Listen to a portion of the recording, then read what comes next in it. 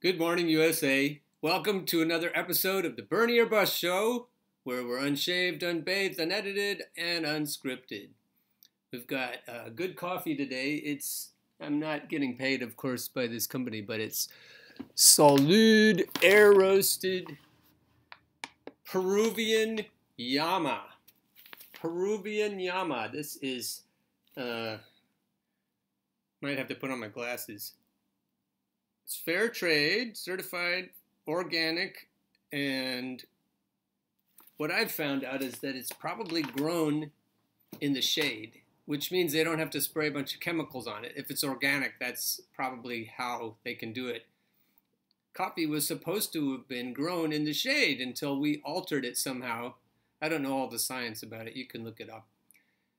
But I think that if we put good coffee and good food into our bodies, you could probably argue that the food is more important than the coffee, but I think some people would disagree with you, and we'll have a better life.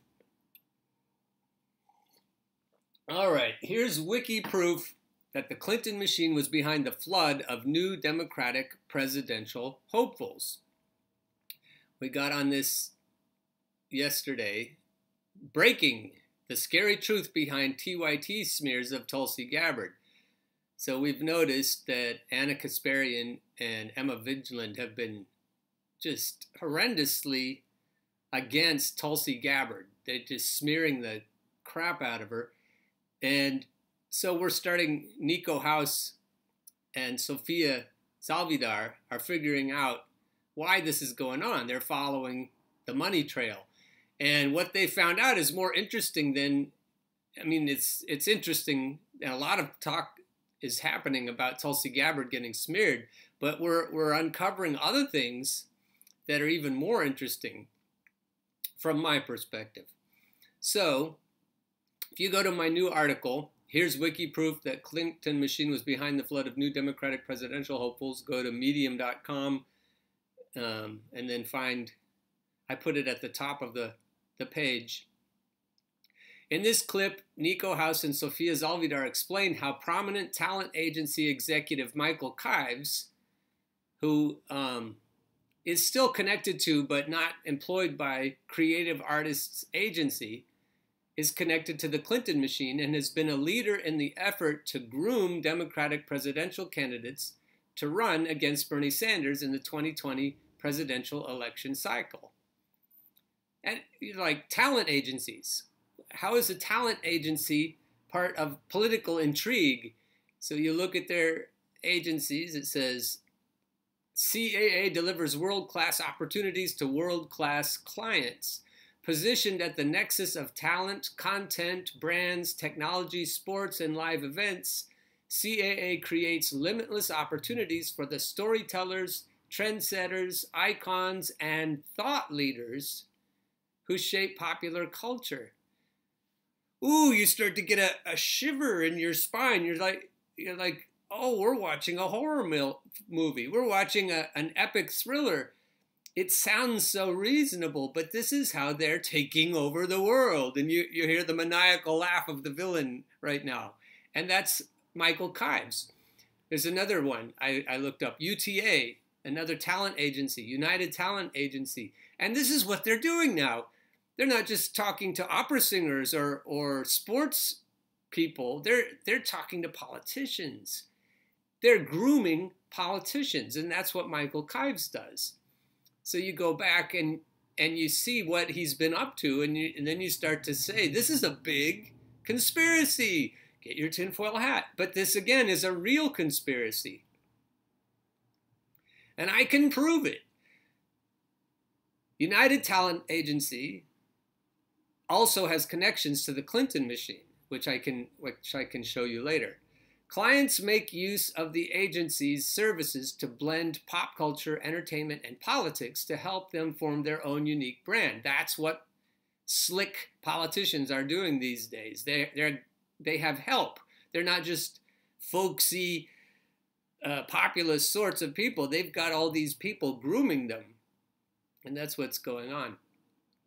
Later, all I'm going to say is if you want to find out about UTA or CAA, go to this clip of Nico's, and I'll put that in this clip, this YouTube channel of Nico House, and then you can figure that all out. And this is his story, so I'm just helping him break it. Kives previously worked for both Clintons. He used his Hollywood connections as a tool to raise money for Hillary Clinton in both 2008 and 2016. You ever wonder why so many prominent Hollywood actors endorsed Hillary? Their talent agency honchos probably influenced them to do just that. At Kives' wedding in November of last year, The Hollywood Reporter's headline read, "Wedding or Power Summit? Inside the Hollywood nuptials that lured the Clintons and Sheryl Sandberg." There were more stars in Palm Springs during the November 16 weekend than at this year's Oscars. In attendance were Bill and Hillary Clinton, worth $190 million and $46 million, Elon Musk, worth $22 billion, Google CEO Eric Schmidt, estimated wealth $11.1 billion, Crown Prince Hussein of Jordan, net worth $750 million, and Facebook COO Sheryl Sandberg, net worth $1.6 billion. Ha! It's a lot of money sitting in one place. Oh, maybe it's nothing. Maybe they're just rich people that like each other. They're just hanging out just for the good company. But Cory Booker also attended. Kamala Harris was invited but had to cancel. But Kives personally gave $5,000 to her campaign. The plot thickens. CAA donated almost $479,000 to candidates and PACs in 2018, including to, here's the big news, Cory Booker, Kamala Harris, Elizabeth Warren, Beto O'Rourke, all who received donations of $11,000 or higher. CAA represents all of Joe Biden's interests as well. Whoa! Make no mistake, this is a cabal. These are people who rule us and call the shots. Cabal. Cabal. Have a cabal. And in the United States, this cabal determines the oligarchic structure that we currently endure. These are shot callers. These are the most powerful people, not only in the United States, but in the world. And they are connected to Hollywood. So that's why I use that word. A cabal is a small group of people united in some close design, usually to promote their private views or interests in an ideology, state, or other community, often by intrigue, here we go, and usually unbeknownst to those outside their group. It's sitting there in plain sight and we don't see it. An oligarchy is a form of government in which most of the political power effectively rests with a small segment of society, typically the people who have the most wealth, military strength, ruthlessness, or political influence, or in this case, all of the above. In the legal dictionary, it says oligarchy is the name given to designate the power which a few citizens of a state have usurped. I like that. Usurped, which ought by the Constitution to reside in the people.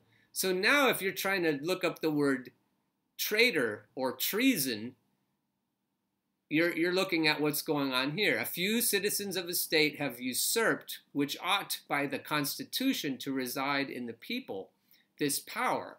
And make no mistake, there's a lot of power concentrated in these few people's hands.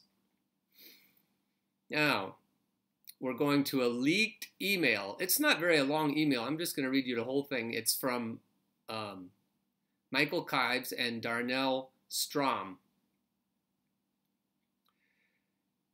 And this is where Nico gets involved because Nico has a thing for Tulsi Gabbard. You can tell. He and Tulsi are friends, and anytime anyone attacks her, he comes out. And this is why he was digging, and this is how he found this leaked email. "We were very disappointed to hear that you would resign your position with the DNC.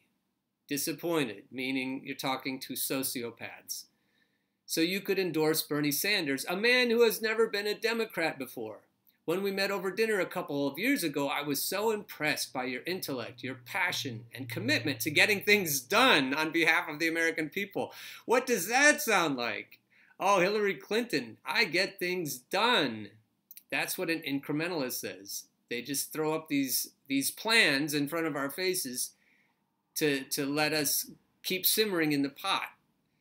We frogs who just keep simmering until we're cooked. I have a plan. And then he smears Bernie. For you to endorse a man who has spent almost 40 years in public office with very few accomplishments, that is such a lie. And the Amendment King title for Bernie isn't the only stuff he's accomplished. This is something that you can go back to my other shows and you can see. But this is the part that floors me. This is what he tells Tulsi. Hillary Clinton will be our party's nominee. And you standing on ceremony to support the sinking Bernie Sanders ship is disrespectful to Hillary Clinton. And then the long shot is that they're not going to help her raise money because of her, quote, poor judgment.